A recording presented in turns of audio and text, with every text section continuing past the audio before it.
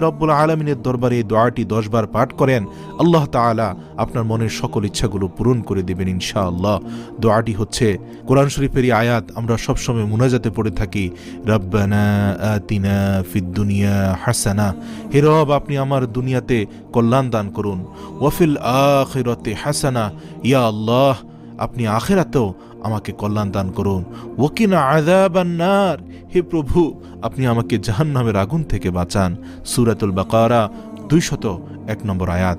আপনি তাহাজ্জুদের নামাজের ভিতরে সিজদারত অবস্থায়, প্রথম সিজদা হোক, দ্বিতীয় সিজদা হোক, প্রতি রাকাতেই হোক, সিজদার তাসবিহ পাঠ করে সিজদারত অবস্থায় এই দোয়াটি দিল থেকে খালেস নিয়তে চোখের পানি ছেড়ে দিয়ে 10 বার পাঠ করবেন।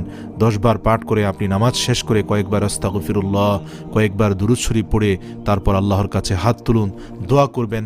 ইনশাআল্লাহ ইনশাআল্লাহ আপনি যা চাইবেন আল্লাহ পাক রব্বুল আলামিন